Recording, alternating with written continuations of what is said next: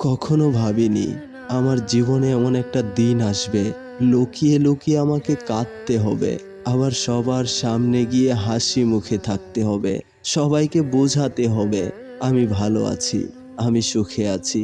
কিন্তু ওরা তো জানে না আমার ভেতরটা যে পচে গেছে, যা আমি কাউকে বোঝাতে পারছি না। সবার মাঝে অভিনয় করে আমাকে চলতে হচ্ছে সবার সুখের জন্য। জানি না এভাবে আর কতদিন বাঁচবো, হয়তো বেশি দিন না। কেননা তোমার দেওয়া আঘাত যে আমার ভেতরে ব্ল্যাক হোলের সৃষ্টি করেছে, যা আমাকে দিনের পর দিন গ্রাস করে নিচ্ছে। আমি আর পারছি না নিজেকে সামলাতে, নিজের ওজনটাকে ধরে রাখতে। তাই তোমার কাছে ক্ষমা চেয়ে নিচ্ছি। কেননা এখন যে আমি শেষ প্রহরের অপেক্ষায় আছি, এই বুঝি মৃত্যুর দূত আমার কাছে চলে আসবে, আমাকে ডাকবে তার কাছে নিয়ে যাওয়ার জন্য।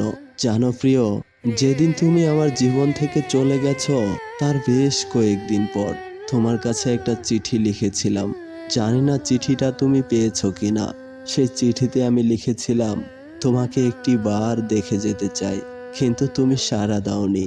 আর তোমার সাড়া না দেওয়াটাই হয়তো আমার জীবনের সবচেয়ে বড় আফসোস হয়ে রইল। যাই হোক, তুমি ভালো থেকো প্রিয়, অনেকটা ভালো থেকো। যতটা ভালো থাকলে আমাকে আর মনে পড়বে না তোমার, ঠিক ততটাই ভালো থেকো, এটাই আমি চাই। কেননা তুমি সুখে থাকলেই যে আমার সুখ। আর যদি ভুল করেও কখনো আমার কথা মনে পড়ে তোমার, তাহলে একটি বার ঘৃণার সুরে বলো, লোকটি আমাকে ভালোবাসতো, অনেক বেশি ভালোবাসতো।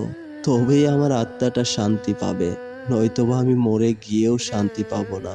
বিদায় প্রিয়, বিদায়। ওই উপরওয়ালা তোমার ভালো করুক। প্রিয় দর্শক, আমাদের আজকের গল্পটি কেমন হয়েছে জানাতে ভুলো না। আর ভালো লাগলে অবশ্যই একটি লাইক করে শেয়ার করে দাও, আর সাবস্ক্রাইব করে আমাদের সাহায্য করো। তো আজকের মতো বিদায় নিচ্ছি আমি মাসুদ। আবারও দেখা হবে অন্য কোনো গল্পে। ভালো থেকো, সুখে থেকো।